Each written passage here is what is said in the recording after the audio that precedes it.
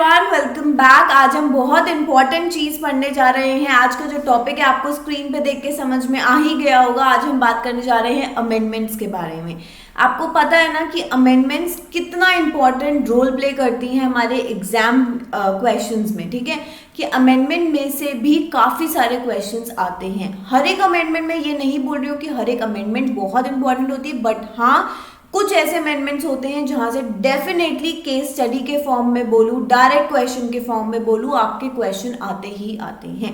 And obviously आपने हमसे class ली है तो we are known for the updated classes. Shantanu and Tanya academy is known for the widest ICSI module coverage including all the amendments. ठीक है, तो जब भी जैसे ऐसे अमेंडमेंट्स आती हैं हम हर अमेंडमेंट्स आपको पढ़ाते हैं, बिकॉज हमें पता है वो अमेंडमेंट्स आपके लिए एक गेम चेंजर का रोल प्ले कर सकती हैं। सो आज हम क्या बात करने वाले हैं? आज हम बात कर रहे हैं CS एग्जीक्यूटिव मॉड्यूल 1 के बारे में, paper number 3 that is setting up of business entities and closure, SBEC जिसको हम बोलते हैं। उसमें जो अमेंडमेंट्स आई हैं हम उसको कवर करेंगे। ठीक है, और मैं आपको ये पूरा का पूरा सप्लीमेंट कवर करा रही हूँ। आप समझ रहे हो ना ये कितनी बड़ी बात है। मतलब generally nobody does that, but हमें पता है कि आपके लिए आपका अटेम्प्ट मैटर करता है, आपका हार्डवर्क, आपके पेरेंट्स का हार्डवर्क, हर किसी का हार्डवर्क मैटर करता है, तो व्हाई नॉट। ठीक है, तो चलो स्टार्ट करते हैं। अच्छा, अब मैं आपको ये नोट्स आई गेस आपने अभी तक आपको मिल गए होंगे, हमारी ऐप पे नोट्स अवेलेबल हैं। जिन बच्चों को अभी तक ये नोट्स नहीं मिले हैं so please download Shantanu and Tanya academy. ठीक है, प्ले स्टोर से आप डाउनलोड कर सकते हो, आईफोन यूजर्स ऐप स्टोर से डाउनलोड कर सकते हैं। वहाँ पे आप स्टडी मटेरियल में जाओगे तो वहाँ पे आपको SBC के अंदर सबसे पहली चीज़ ही आपको अमेंडमेंट नोट्स मिलेंगे। ठीक है, तो नोट्स आप वहाँ से डेफिनेटली ले सकते हैं। तो चलिए स्टार्ट करते हैं। सबसे पहली अमेंडमेंट कहाँ पे आई है, बात करते हैं पार्ट A लेसन नंबर 2। कौन सा है हमारा? Types of company. ठीक है, तो टाइप्स ऑफ कंपनी चैप्टर की अमेंडमेंट्स हम पढ़ रहे हैं। पहली डेफिनेशन किस में अमेंड हुई, क्या अमेंड हुई है? लिस्टेड कंपनी की अमेंड डेफिनेशन हुई है। क्या पहले लिस्टेड कंपनी को क्या बोला जाता था कि listed company means a company which has any of its securities listed on the recognised stock exchange. मतलब लिस्टेड कंपनी मीन्स एक ऐसी कंपनी जिसकी एनी ऑफ इट्स सिक्योरिटीज, समझ लो कोई भी सिक्योरिटीज अगर मेरी रिकॉग्नाइज्ड स्टॉक एक्सचेंज पे लिस्टेड है तो हम उसको लिस्टेड कंपनी का दर्जा दे देते थे। लेकिन अब इसमें कुछ चेंजेस किए, बोलते हैं हर एक, एनी में तो हर एक आ जाएगी, तो बोलते हैं हर एक सिक्योरिटी को हम आपके मतलब ऐसे नहीं मानेंगे कि आपकी कोई भी सिक्योरिटी है तो लिस्ट है तो हम आपको लिस्टेड का दर्जा दे दे। बोले नहीं, अब इसमें हम कुछ वेरिएशंस लेके आए हैं। क्या? Provided that such class of company which have listed or intend to list such class of securities as may be prescribed in consultation with Securities and Exchange Board shall not be considered as listed company। अगर मैं बोलती हूँ एक company है Apple limited, ठीक है, क्या company है? Apple limited.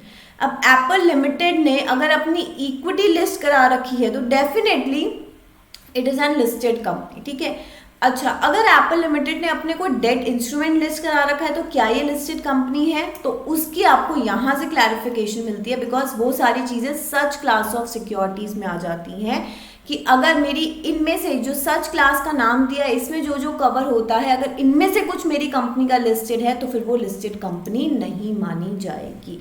तो क्या क्या आ रहा है? सबसे पहले है public company which have not listed their equity shares on the recognized stock exchange। एक ऐसी पब्लिक कंपनी जिसके इक्विटी शेयर्स नहीं लिस्टेड हैं लेकिन और कुछ कुछ चीज़ें लिस्टेड हैं, तो वो हम लिस्टेड कंपनी की डेफिनेशन में कवर उसको नहीं करते हैं, उनको हम लिस्टेड कंपनी नहीं मानेंगे।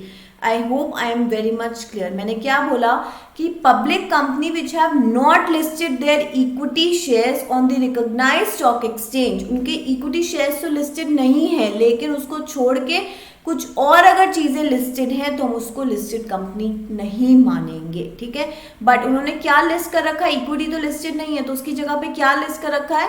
Non convertible debt securities issued on private placement basis. Private placement basis हमें पता है ना, सेक्शन नंबर 42 है ना, तो ये क्या बोल रहा है, एप्पल लिमिटेड ने अपनी इक्विटी लिस्ट नहीं करी है, लेकिन क्या किया, अपने डेट इंस्ट्रूमेंट लिस्ट करे हैं, जो उन्होंने कैसे इशू किए थे, प्राइवेट प्लेसमेंट बेसिस पे, मतलब पब्लिक में प्रोस्पेक्टस इशू करके ना, ये नहीं करके प्राइवेटली अपनी सिक्योर्ड डेट इंस्ट्रूमेंट्स को क्या किया था, इशू किया था, उसको लिस्ट अगर कर रखा है तो डेफिनेटली वो एक लिस्टेड कंपनी नहीं मानी जाएगी। Second, non convertible redeemable preference shares. पता है ना convertible non convertible preference shares क्या होते हैं। कन्वर्टेबल वो होते हैं जो आफ्टर सर्टेन ड्यूरेशन वो किस में कन्वर्ट हो सकते हैं, they can be converted into equity, correct. Non convertible means कि आपके वो पर्टिकुलर प्रेफरेंस शेयर्स इक्विटी में कन्वर्ट नहीं हो सकते हैं। तो क्या लिस्ट करा रखा है एप्पल लिमिटेड ने, non convertible redeemable preference shares issued on private placement basis in terms of SEBI issue and listing of non convertible redeemable preference shares regulation। तो मतलब क्या, अगर एक पब्लिक कंपनी के इक्विटी शेयर्स को छोड़ के, इक्विटी लिस्टेड नहीं है लेकिन इक्विटी को छोड़ के उसके non convertible debt instruments listed हैं या फिर non redeemable preference shares listed हैं, एंड दोनों ही उसने कैसे इशू किए थे, ऑन प्राइवेट प्लेसमेंट बेसिस पे, तो ऑब्वियसली वो मेरी कंपनी लिस्टेड कंपनी नहीं मानी जाएगी, करेक्ट। अब मान लो एक कंपनी ने इक्विटी भी इशू करी है, ठीक है, और साथ ही साथ उनके ऐसे नॉन कन्वर्टेबल डेट इंस्ट्रूमेंट्स बोलो या non convertible redeemable preference shares बोलो, तीनों कैटेगरी के शेयर्स उन्होंने इशू कर रखे, तो क्या वो लिस्टेड कंपनी होगी, तो डेफिनेटली होगी, क्योंकि मेन पॉइंट हमारा लिस्टेड है या नहीं है चेक करने का क्या है, इक्विटी से। अगर उसकी इक्विटी लिस्टेड है तो ऑब्वियसली वो एक लिस्टेड कंपनी है, लेकिन अगर इक्विटी को छोड़ के ये सारी चीजें लिस्टेड हैं तो वो लिस्टेड कंपनी की डेफिनेशन में नहीं आएगी, ठीक है। एंड दोनों में कॉमन चीजें क्या है, प्राइवेट प्लेसमेंट, पीपी दोनों में कॉमन है, प्राइवेट प्लेसमेंट बेसिस पे अगर उन्होंने ये इशू किया है तो वो लिस्टेड नहीं है। फिर थर्ड में क्या बोलता है, या फिर दोनों ही इशू कर रखे, हमने पहले बोला ये और सेकंड, ठीक है। थर्ड में हमने बोला अगर दोनों ही कैटेगरीज उन्होंने लिस्ट कर रखी हैं तब भी ऑब्वियसली वो लिस्टेड नहीं है, क्योंकि हम इनको मतलब लिस्ट होने के लिए हमें इक्विटी को देखना जरूरी है। देन और क्या बोला, एक तो बात हमारी पब्लिक कंपनी से रिलेटेड होगी, दूसरी बोलता है एक ऐसी, अच्छा मुझे बताओ प्राइवेट कंपनी लिस्ट हो सकती है क्या? अब देखो मत, बिना देखे बताओ कि प्राइवेट कंपनी को हम लिस्ट कर सकते हैं। The answer is yes, private company can be listed, but again क्या लिस्ट कर रहे हैं वो डिटरमाइन करता है। तो बोलता है private company which have listed their non convertible debt securities on private placement basis on a recognised stock exchange in terms of SEBI. अब क्या बोल रहा है, देखो प्राइवेट कंपनी की डेट इंस्ट्रूमेंट्स हमेशा से ही लिस्ट हो सकते थे, ठीक है, अभी भी हो सकते हैं, पहले भी ऐसा ही था, बट ऑब्वियसली इक्विटी लिस्ट नहीं होगी। अगर इक्विटी होती तो वो कन्वर्ट हो जाएगी इनटू पब्लिक कंपनी, ठीक है। तो हम बोलते हैं इक्विटी शेयर्स उसके लिस्ट नहीं होते, लेकिन हम उसके डेट इंस्ट्रूमेंट्स को लिस्ट कर सकते हैं। तो बोलते हैं अगर एक ऐसी प्राइवेट कंपनी जिसने अपने डेट इंस्ट्रूमेंट्स को लिस्ट कर रखा है, एंड वो इंस्ट्रूमेंट्स कैसे इशू करे थे उसने, on a private placement basis, तो हम उसको लिस्टेड कंपनी नहीं मानते हैं, करेक्ट।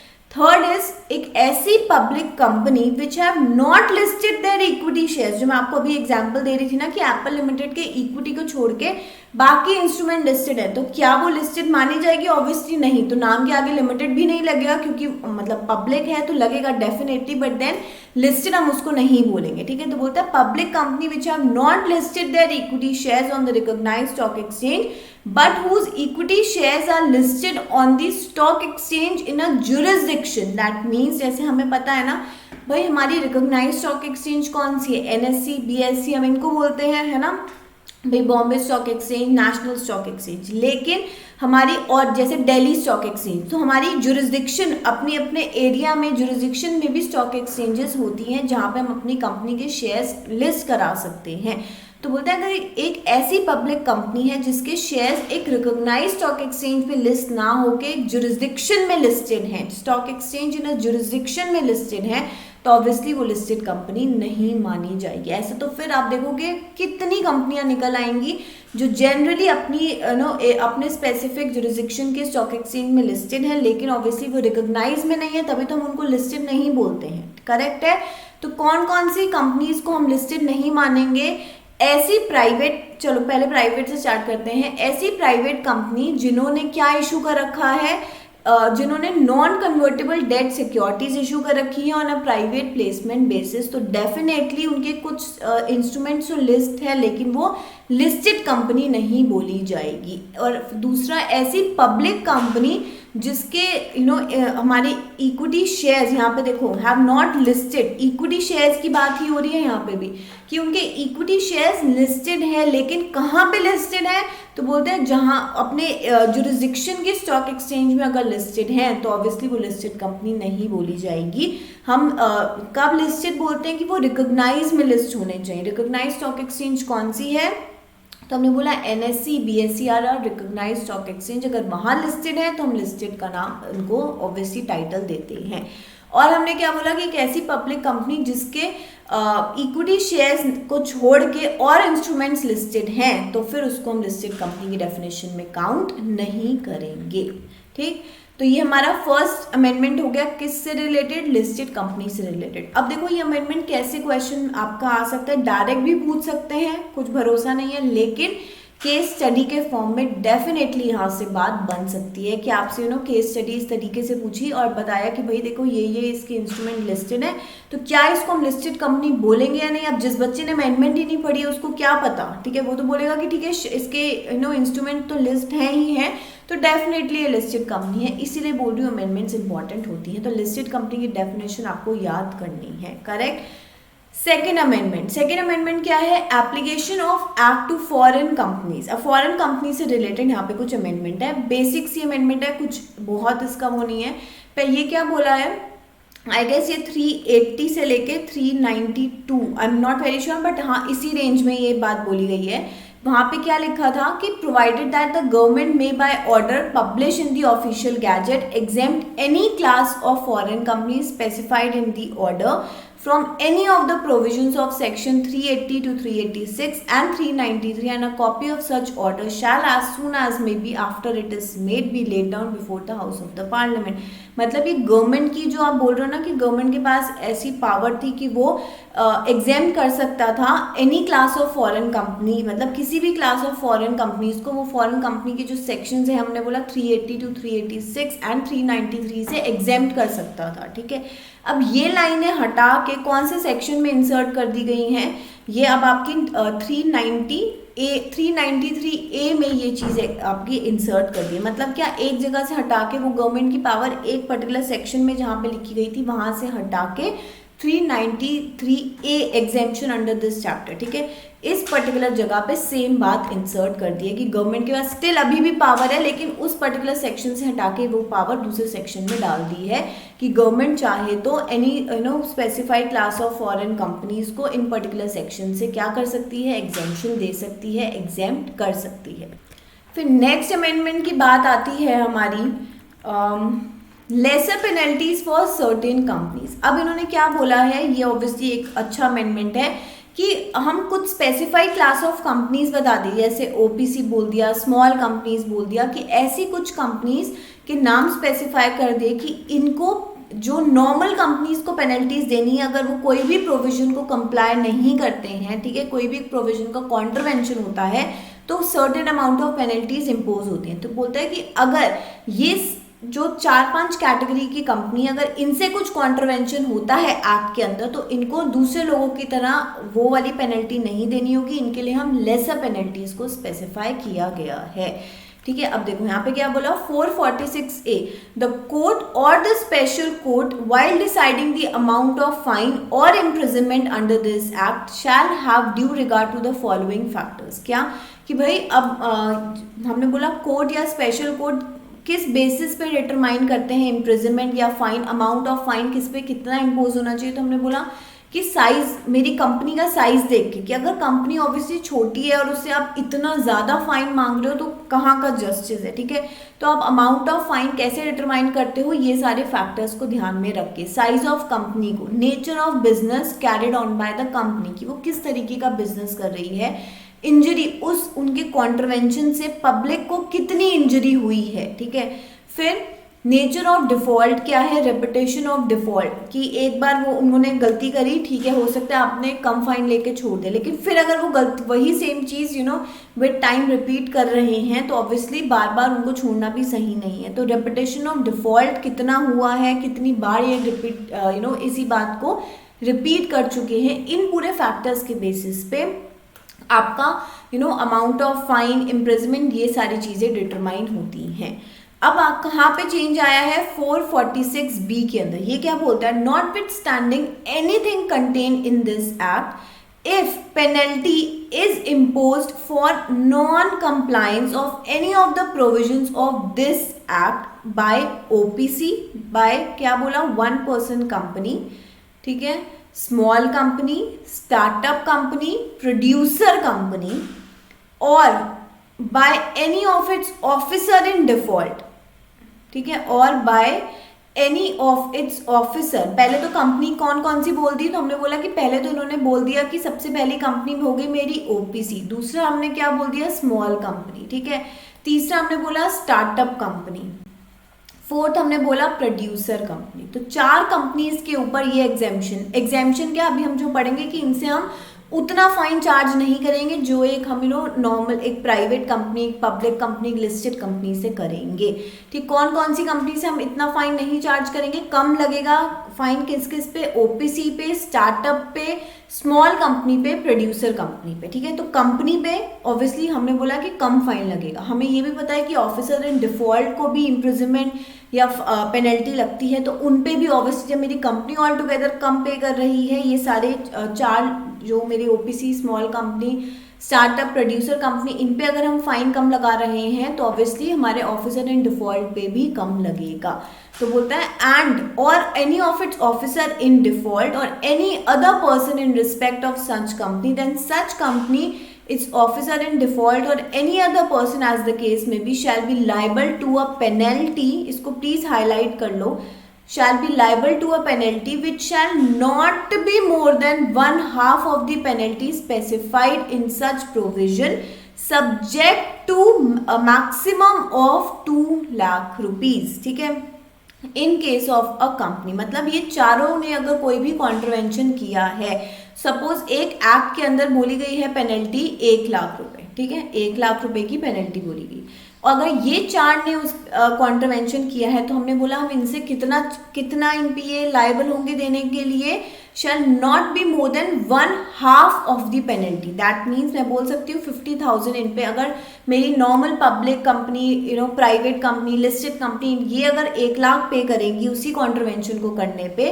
तो ये 4 कंपनी हाफ अमाउंट पे करेंगी, दैट मीन्स 50,000। बट बोलता है ये सब्जेक्ट टू मैक्सिमम कहाँ तक ये पे कर सकते हैं, ये पे कर सकते हैं मैक्सिमम 2 लाख। अब मान लो किसी डिफॉल्ट किया है उस कॉन्ट्रवेंशन में, उसकी पेनल्टी है 4 लाख, ठीक है, तो अब हमने बोला हाफ दें, इनको तो हाफ देना है, तो दैट मीन्स 2 लाख, ठीक है, तो 2 लाख इनकी अपर लिमिट है तो चलेगा। बट मान लो कहीं पे ऐसे 4.5, 5 बोलूँ या फिर मैं बोलूँ चलो 6 है, ठीक है, 6 लाख रुपए कहीं पे पेनल्टी आ रही है, अब इनको तो हाफ देना है, ठीक है, तो ये बनता है यहाँ पे 3 लाख। अब यहाँ पे क्या लिखा, subject to maximum of 2 lakh rupees, ठीक है, ये कितना मैक्सिमम दे सकते हैं, 2 लाख।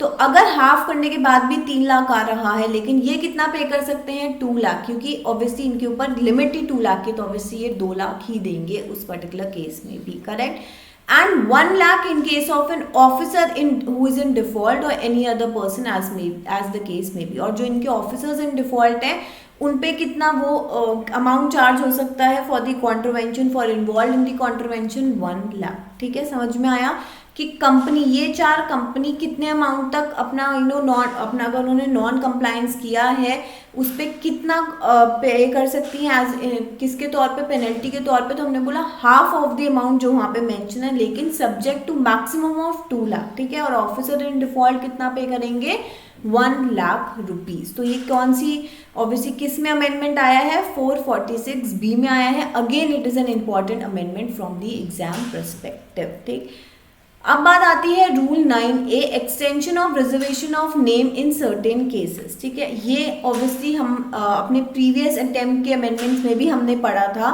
कि जब हम स्पाइस प्लस में नई कंपनी इनकॉर्पोरेट हो रही है तो स्पाइस प्लस फॉर्म में अपने नेम को ऑब्वियसली क्या कर सकती है, पहले रन फॉर्म में हम लोग रिजर्व करते थे, है ना। अब क्या है कि अब नई कंपनी फॉर्म हो रही है तो उसको अपना नया नाम करने के लिए स्पाइस में ही वो ऑब्वियसली पार्ट ए में उस चीज़ को एनरोल कर सकती है। लेकिन एक एग्जिस्टिंग कंपनी है, उसको अपना नाम चेंज करना है तो वो कौन सी सर्विसेज को अवेल करती है, अब रन सर्विसेज। पहले रन सर्विसेज न्यू नेम के लिए होती थी, ठीक है, लेकिन अब क्या बोला हमने कि अगर मेरी कंपनी को ना एग्जिस्टिंग कंपनी को सिर्फ नाम चेंज करना है अपना, ऑब्वियसली वो इनकॉर्पोरेटेड है, काम कर रही है, लेकिन नाम चेंज करना है तो वो कौन सी फैसिलिटी में जाके कर सकती है, कौन सी सर्विसेज में जाके कर सकती है, रन सर्विसेज में।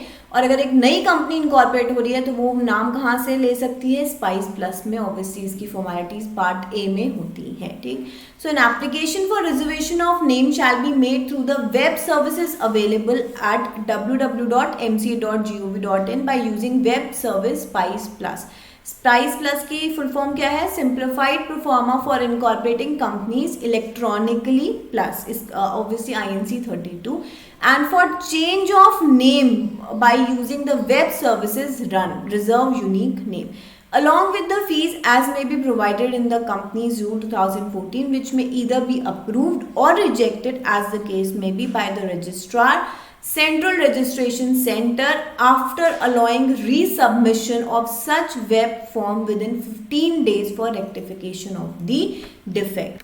अच्छा, आपको पता है CRC, अभी हम आगे इसके बारे में भी बात करेंगे कि सेंट्रल रजिस्ट्रेशन सेंटर वो क्या काम करते हैं, वो सिर्फ 2 काम करते हैं। मतलब एक ROC है हमारा, जैसे अगर मैं MCA की वेबसाइट पे फॉर्म फिल कर रहे हैं तो ऑब्वियसली भी हमको ये नहीं देखना है कि हमें CRC पे जा रहा है या ROC पे जा रहा है, हम तो अपना नॉर्मल काम जो करना है, फॉर्म फाइल करना है, हम कर देते हैं। लेकिन वो कौन सा काम किस पे कैटेगराइज्ड है, वो सेग्रीगेटेड है।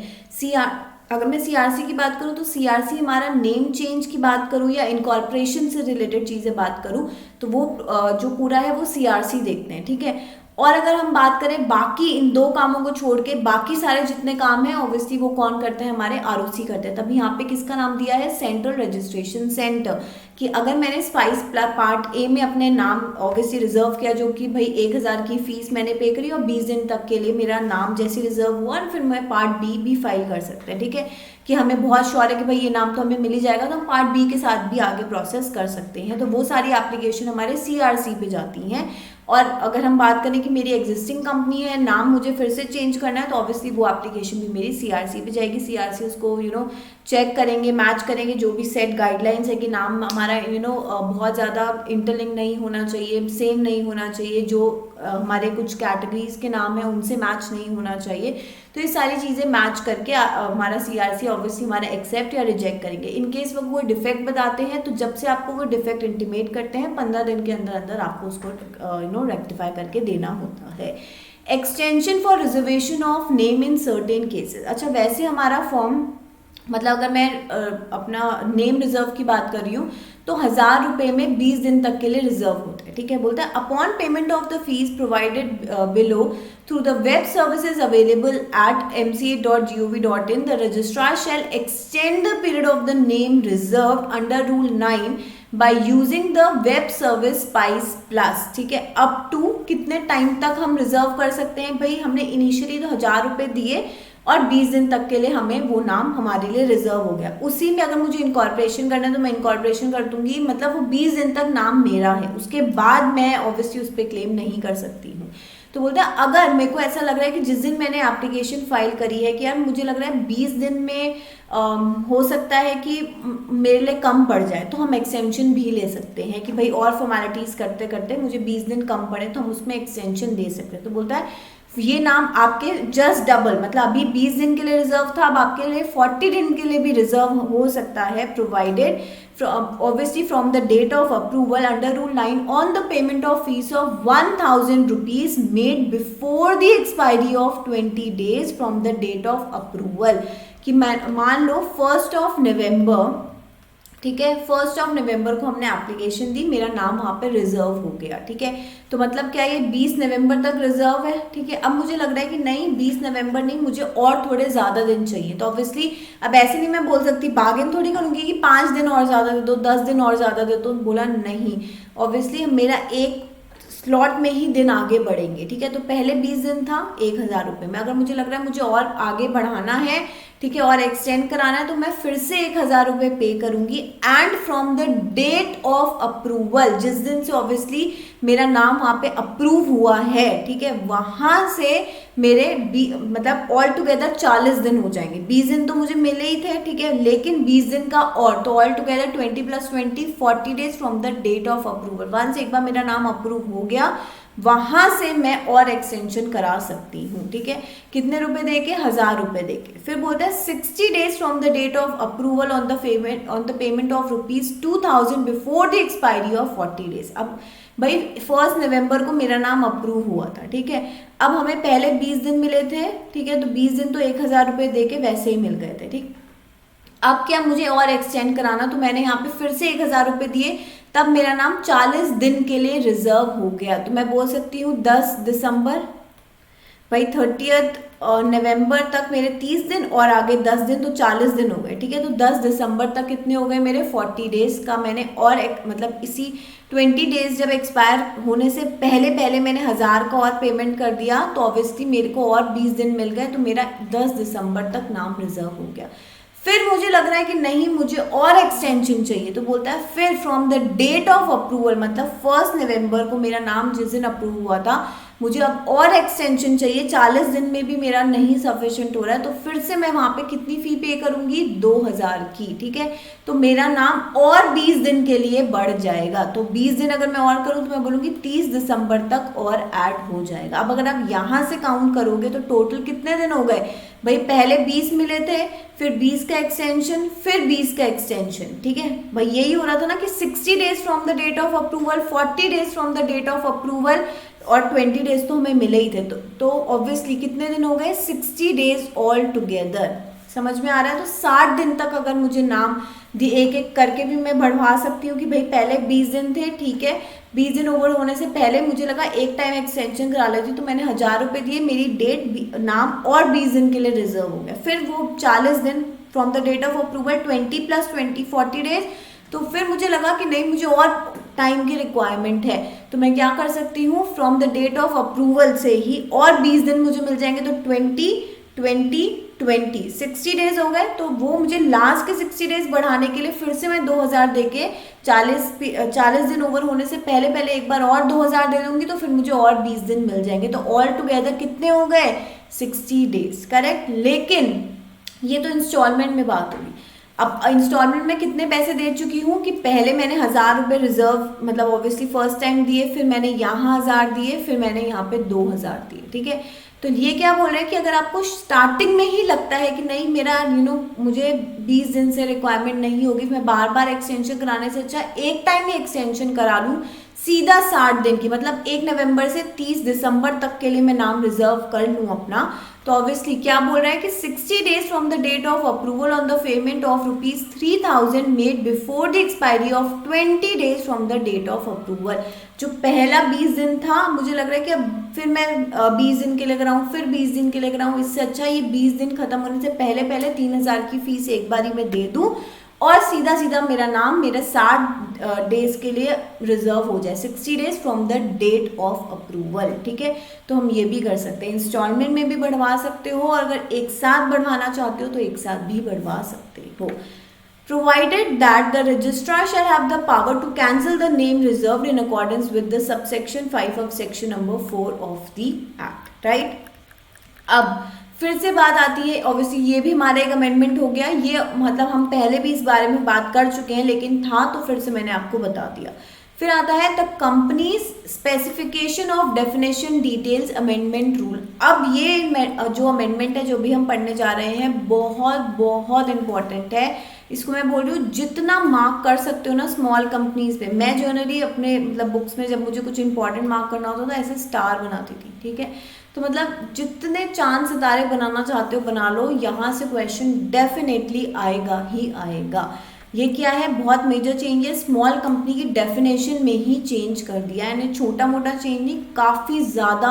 अब ये अमेंडमेंट आने के बाद काफ़ी सारी कंपनीज मेरी स्मॉल कंपनी की डेफिनेशन में कैटेगराइज हो रही हैं।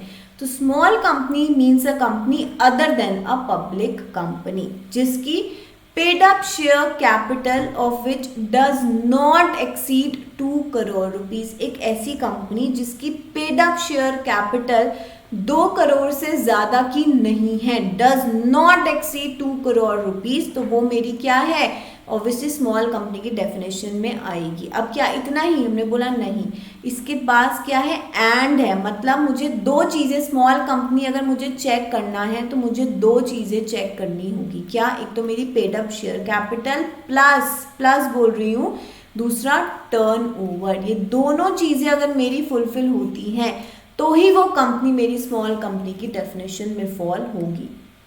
एक ऐसी कंपनी जिसकी paid up share capital does not exceed 2 crore rupees, ठीक है, और अगर आने वाले टाइम पे गवर्नमेंट इसकी लिमिट एक्सीड भी करना चाहती है तो कहाँ तक कर सकती है, और such higher amount as may be prescribe it shall not be more than 10 crore rupees, ठीक है। अभी उन्होंने बोला नॉट एक्सीडिंग 2 करोड़, इसको आप हो सकता है गवर्नमेंट आगे आने वाले टाइम में 5-6 कर करके कहाँ तक अपर ले जा सकती है, 10 करोड़ तक ले जा सकती है।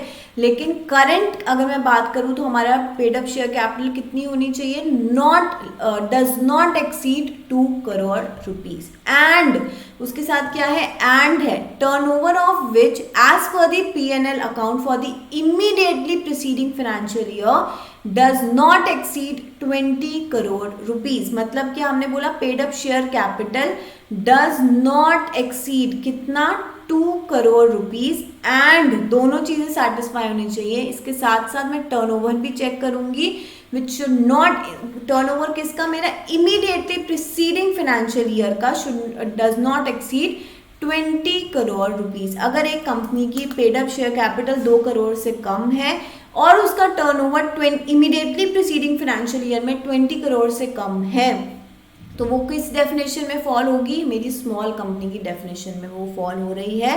दैट मीन्स वो मेरी स्मॉल कंपनी बोली जाएगी। करेक्ट है, तो ये डेफिनेशन को याद कर लेना। और अगर इसके मैं बोलूँ कि क्या कीवर्ड्स हैं, तो obviously turnover of which as per the profit and loss account for the immediately preceding financial year, ये मेरे कीवर्ड्स हैं जो मेरे आंसर में, मेरे इस डेफिनेशन में आने ही आने चाहिए। याद कैसे करना है, पेड अप शेयर कैपिटल 2 है, नीचे भी 2 लिख दो, बस एक 0 लगा दो, 220, ठीक है। 2, अब ये मत लिख देना 220, 2 is for the paid up share capital obviously does not exceed 2 crore and turnover does not exceed 20 crore, तो दोनों 2 है, बस एक 0 यहाँ पे लगा देना, ठीक है। ये बहुत मेजर चेंज है, ऑब्वियसली एग्जाम में यहाँ से केस स्टडी डेफिनेटली आ सकती है। अगर मैं आपको बात करूँ, आपने अच्छा वो सेशन तो देखा था ना यूट्यूब पे, हम लोगों ने लाइव किया था जब हमने राइटिंग प्रैक्टिस सीजन 1 की, जो हमारा अभी चल रहा है, SBC का हमने सबसे पहले स्टार्ट किया था, ठीक है। तो उसमें हमने दिसंबर 19 का पेपर के 1-2 क्वेश्चंस देखे थे। आई गेस शायद हमने वो डेफिनेशन डिस्कस करी थी या नहीं करी थी, एक बार चेक करना, बट उसमें क्वेश्चन था, I guess question number 1 part C में स्मॉल कंपनी के बारे में, सी या डी होगा स्मॉल कंपनी का। उसमें देखोगे, अगर अब जब आप वो क्वेश्चन सॉल्व करोगे तो ऑब्वियसली वो पूरा का पूरा क्वेश्चन चेंज हो रहा है, क्योंकि अब डेफिनेशन चेंज हो गई है, ठीक है। तो मतलब मेरा कहने का क्या है, इन शॉर्ट वैसी केस स्टडी आपके एग्जाम में आ सकती है, ठीक है। So provided that nothing in this clause shall apply to a holding company or a subsidiary company, a company registered under section 8 or a company or a body corporate governed by any special act, ठीक है, कि obviously इन पे ये particular criteria apply नहीं करते हैं। तो small company की डेफिनेशन मुझे डेफिनेटली याद करके जानी ही जानी है।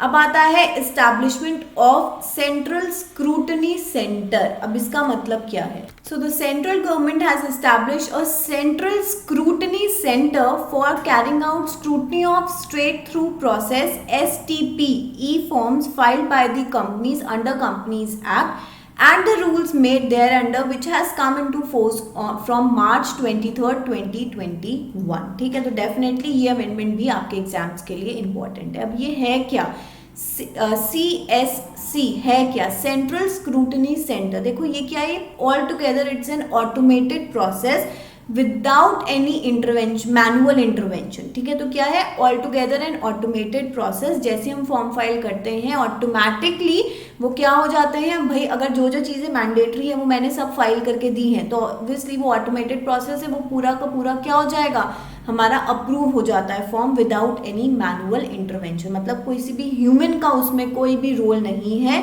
आप यहाँ से फॉर्म फाइल करते हो, एक सॉफ्टवेयर प्रोसेस है, ठीक है भाई। जो जो चीज़ें मुझसे मांगी गई हैं मैंने दे दी, वो उसने ऑब्वियसली सॉफ्टवेयर तो इतना ही देखता है, उसने देखा कि सारे मैंडेटरी फील्ड्स भरे हुए हैं, सारी इन्फॉर्मेशन है, करेक्ट है, तो उन्होंने अप्रूव कर दिया। तो this is known as central scrutiny centre. अब क्या बोला जा रहा है, द सी ऑब्वियसली ऐसा काम किए क्यों लेके आए, बिकॉज एमसीए अगर मैं आपके आरओसी की बात करूँ तो obviously they are very much overburdened, है ना।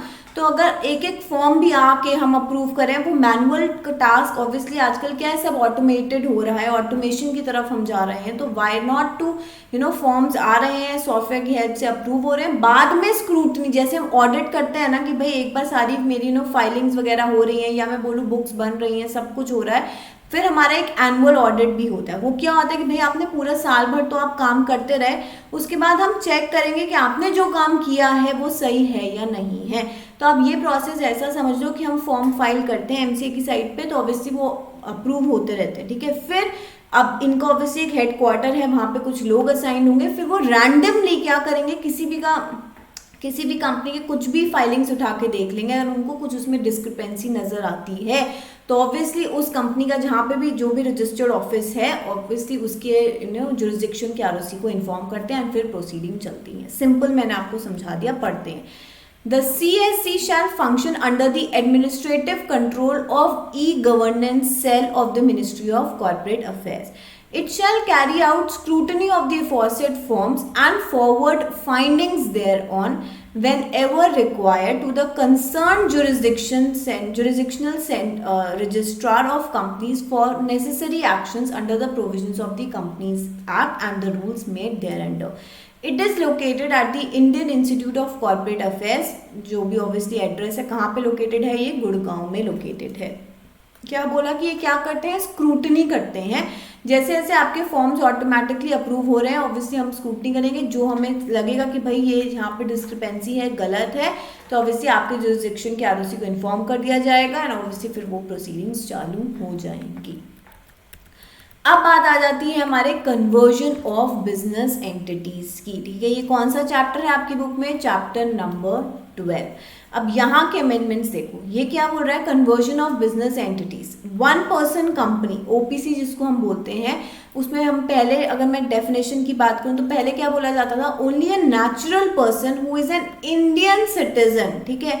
पहले की डेफिनेशन क्या थी कि only a natural person who is an Indian citizen, and पहले यहाँ पे था एंड रेजिडेंट इन इंडिया, ठीक है, एंड इससे पहले ये था एंड रेजिडेंट इन इंडिया। इसको हटा के क्या सब्स्टिट्यूट कर दिया गया है, ओनली अ नेचुरल पर्सन, मतलब ऑब्वियसली आप और मेरे जैसे natural person who is an Indian citizen and whether resident in India और अदरवाइज। मतलब क्या है, बहुत मेजर चीज बोल रहे हैं कि आप, हमने पहले बोलता है रेजिडेंट भी इंडिया का ही होना चाहिए, अब हम क्या कर रहे हैं, हम फॉरेन नेशनल को भी अपनी कंट्री में ओपीसी बनाने की इजाजत दे रहे हैं, ठीक है। ये क्या बोल रहा है, only a natural person who is an Indian citizen and whether resident in India और अदरवाइज। तो उससे तो यही हुआ कि आप इंडियन सिटीजन हैं और भले आप इंडिया में रहते हैं या नहीं रहते हैं, और otherwise shall be eligible to incorporate OPC,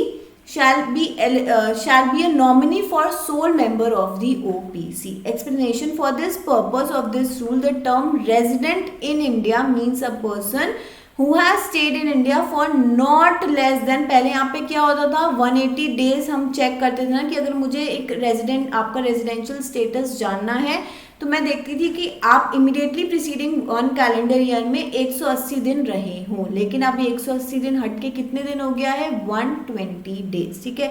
तो मुझे आपका रेजिडेंशियल स्टेटस कैसे पता चलेगा कि मैं चेक करूंगी प्रीसीडिंग 1 कैलेंडर ईयर में अगर आप 120 दिन या उससे ज़्यादा इंडिया में आपका स्टे रहा है, 120 दिन या उससे ज़्यादा इंडिया में स्टे रहा है, तो डेफिनेटली हम क्या बोलेंगे कि आप क्या हो, रेजिडेंट इन इंडिया हो। तो ये चेंज किस में आया है, ओपीसी की डेफिनेशन में आया है। So only a natural person who is an Indian citizen and whether resident in India है या नहीं, इंडियन सिटीजन तो है लेकिन आज की डेट में वो इंडिया में रह रहा है या नहीं रह रहा है, उससे कोई फर्क नहीं पड़ता है। अगर वो इमीडिएटली प्रीसीडिंग 1 कैलेंडर ईयर में, ठीक है, 120 दिन या उससे ज़्यादा इंडिया में रहा है तो डेफिनेटली वो क्या कर सकता है, ओपीसी फॉर्म कर सकता है। और अगर वो ऑब्वियसली हमें एक नॉमिनी भी की रिक्वायरमेंट भी होती है तो वो एज ए नॉमिनी भी एक और ओपीसी में अपना नाम दे सकते हैं, ठीक है। फिर नेक्स्ट आता है अमेंडमेंट आपका application under section 14 for conversion of public company into private company. अच्छा मुझे एक बात बताओ, हमने अपनी अभी राइटिंग प्रैक्टिस जो हमने करी थी सीजन 1 जब हमने स्टार्ट किया था एसबीसी से स्टार्ट किया था, तो हमने वहाँ पे क्वेश्चन किया था ना कि भाई एक पब्लिक कंपनी है, पब्लिक को मैं प्राइवेट में कन्वर्ट करना चाहते हैं, ठीक है, तो ऑब्वियसली वो कैसे हो सकता है। तो हमने बोला जो प्राइवेट की 3 रिस्ट्रिक्शंस हैं, जो मेजर रिस्ट्रिक्शंस हैं वो आप वापस ला दो, तो ऑब्वियसली हमारी public company obviously with RD की परमिशन, एडवर्टाइजमेंट, ये सब कुछ करके वहाँ से अप्रूवल करके वो 3 रिस्ट्रिक्शंस मिल जाते हैं, अगर वापस से लग जाएंगे तो वो मेरी कंपनी किस में कन्वर्ट हो जाती है, प्राइवेट कंपनी में कन्वर्ट हो जाती है।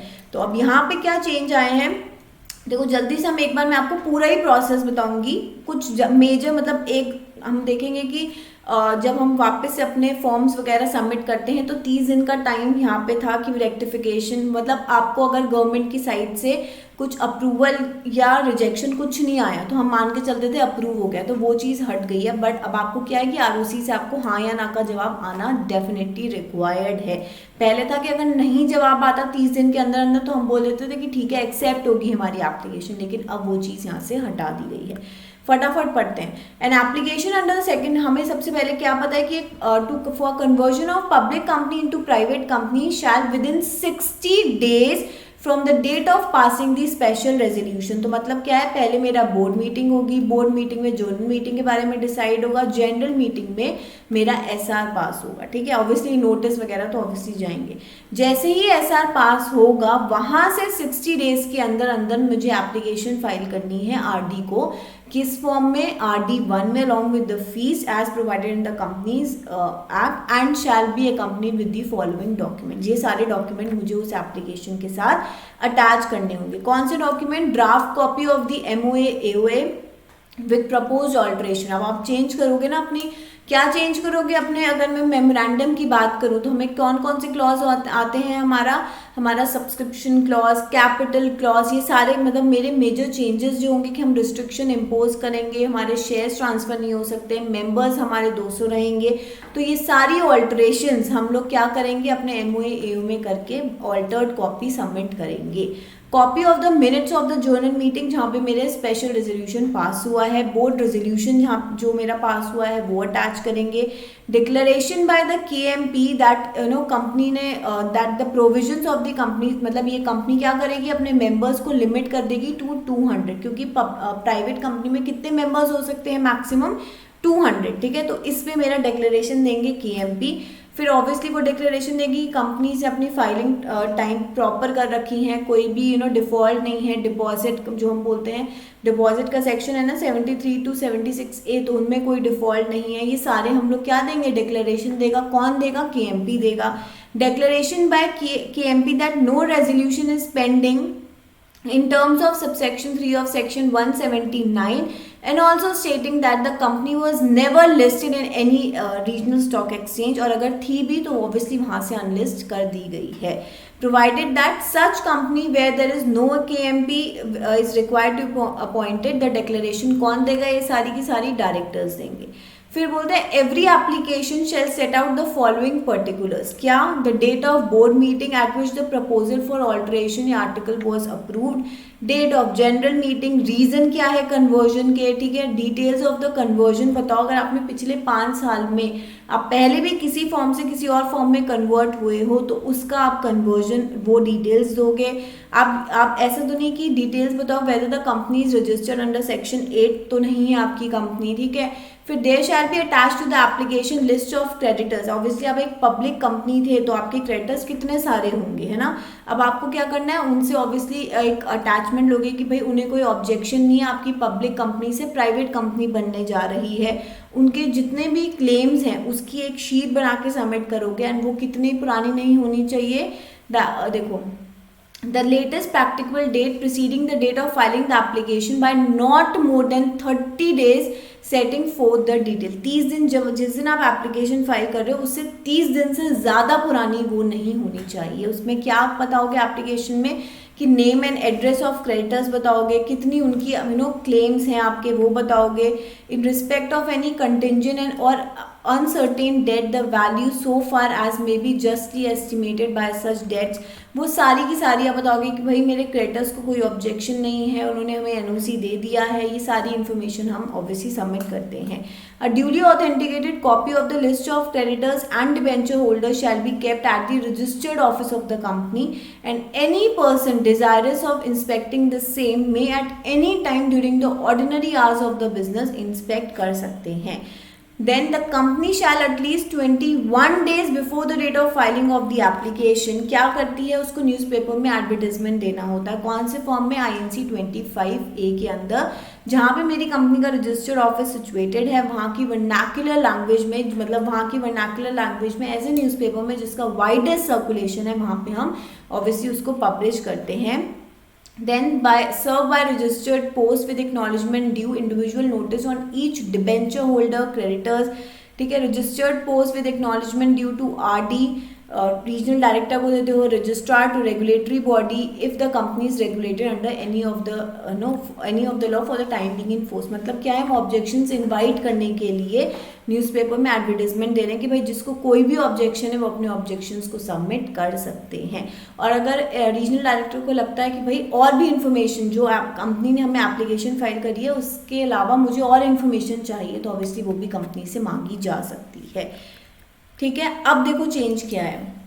In case where such further information has not been provided, और जो हमारे RD ने हमसे फर्दर इन्फॉर्मेशन मांगी हमने वो प्रोवाइड नहीं करी, या फिर देयर इज अ डिफेक्ट है, अभी भी हमने वापस से सबमिट करी लेकिन उसमें कुछ डिफेक्ट है, वो इनकम्प्लीट है and has not been rectified to the satisfaction of the RD within the period allowed, the regional director shall reject the application with reason within 30 days, ठीक है, from the date of filing the application or within 30 days from the date of last submission as the case may be। RD पे मैंने अपनी application submit करी, उन्होंने हमसे कुछ additional information मांगी, हमने पहली बात तो दी नहीं, ठीक है, तो ऑब्वियसली वो 30 दिन का वेट होगा, नहीं तो हमारी एप्लीकेशन रिजेक्ट हो जाएगी। अगर मैंने दी भी इन्फॉर्मेशन वो अभी भी इनकरेक्ट है, इनकम्प्लीट है, ठीक है, और वो 30 दिन के अंदर अंदर हमने कंप्लीट करके नहीं दी, तो वो क्या कर रहे हैं, देखो या तो 30 दिन के अंदर जब से हमने सबमिट किया है वो मेरी एप्लीकेशन को ऑल टुगेदर रिजेक्ट कर देंगे। अगर उन्होंने मुझे मौका दिया है कि मैं इसको रेक्टिफाई करके वापस सबमिट करूं, तो जिस दिन हम सबमिट करेंगे उससे 30 दिन के अंदर अंदर वो या तो एक्सेप्ट करेंगे या रिजेक्ट करेंगे। अब इसके बाद पहले क्या होता था कि where no order for approval और रीसबमिशन और rejection has been expressively made by the RD within the stipulated period of 30 days, it shall be deemed that the application stands approved and the order shall be automatically issued to the applicant। अब ये हट गया है, मतलब क्या है, पहले ROC मैंने बोला था, ROC नहीं, लेकिन RD को क्या करना है, आपको इंटीमेट करना है whether they are accepting the application और रिजेक्टिंग द एप्लीकेशन। वो चुप बैठ नहीं सकते हैं कि वो चुप बैठेंगे तो हम उनकी साइलेंस में हाँ मानेंगे, नहीं, उनको उस बात को एक्सेप्ट या रिजेक्ट करके हमें इन्फॉर्मेशन देनी ही होगी, मतलब एप्लीकेंट को इन्फॉर्मेशन देनी ही होगी। उसके बाद का प्रोसेस ऑल टुगेदर सेम है, कुछ चेंजेस नहीं है, बट अच्छी बात क्या है, कुछ हमारे जो ये जो हमारा बोलो कि मतलब इस पर्टिकुलर सेक्शन के मैं बोलूँ कि और जैसे 0.9 हो गया, 10 हो गया, ये सारे के सारे क्रॉस कर दिए गए हैं, ठीक है।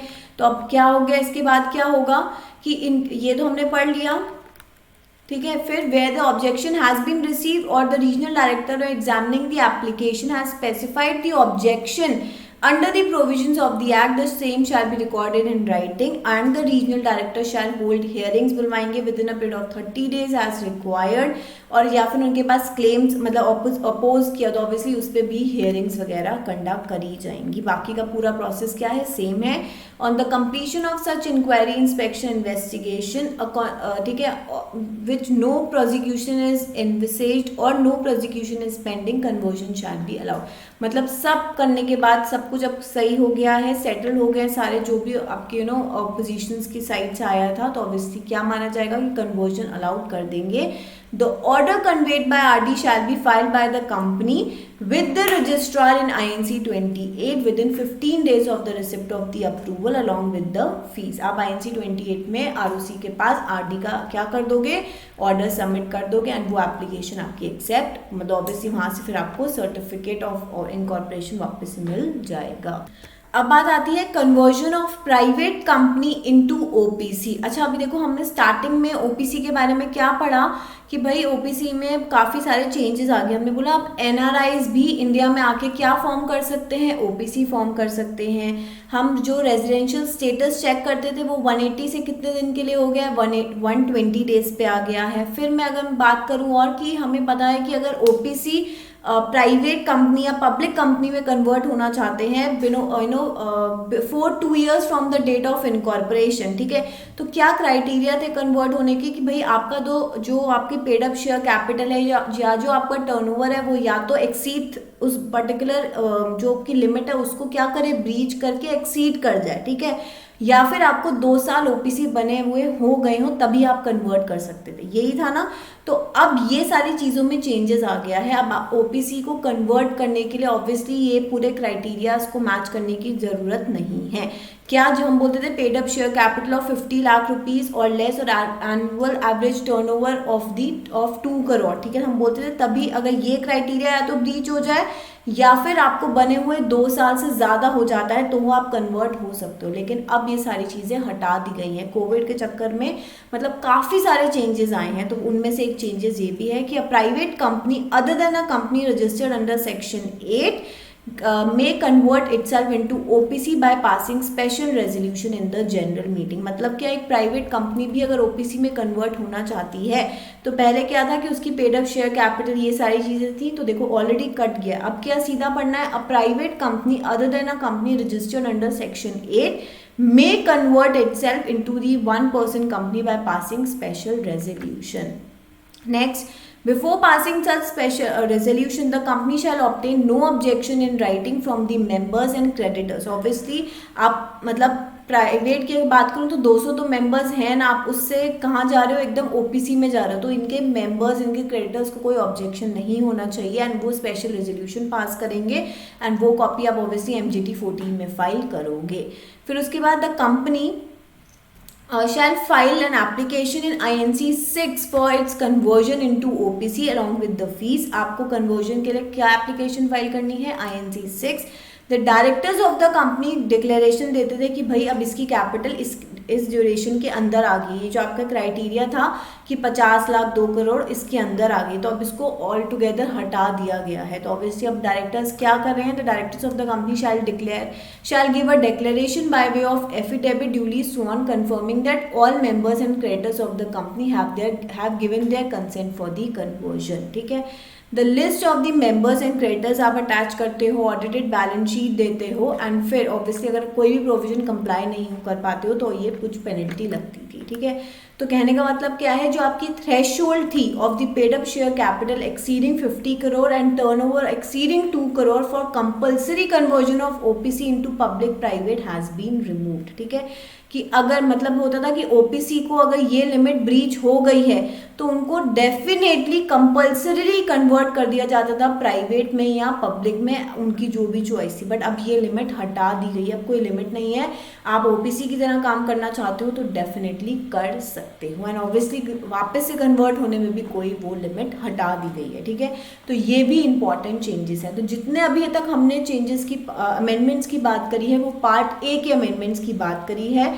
आई होप आपको समझ में आए होंगे। Once again I am repeating कि आपको ये नोट्स हमारे ऐप में Shantanu Tana academy study material या स्टोर सेक्शन में आपको SBC के अंदर मिल जाएंगे, ठीक है। तो आप वहाँ से नोट्स ये ले सकते हैं, उसके कोई भी ऑब्वियसली चार्जेस नहीं है, आप वो नोट्स को ले सकते हैं, पढ़ सकते हैं, बिकॉज जितने भी अमेंडमेंट्स हमने पढ़े हैं ये आपके एग्जाम में यहाँ से क्वेश्चन आने के 110% चांसेस हैं, चाहे वो SBC की बात करूँ चाहे मैं कंपनी लॉ की बात करूँ।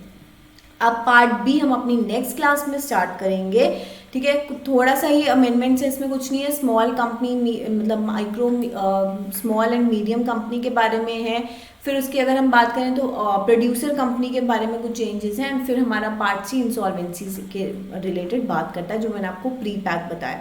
तो कुछ भी ऐसा अमेंडमेंट नहीं होगा जो मैं आपको नहीं करवाऊंगी, सारे के सारे अमेंडमेंट्स हम करेंगे। पार्ट बी अब हम नेक्स्ट क्लास में कवर करेंगे।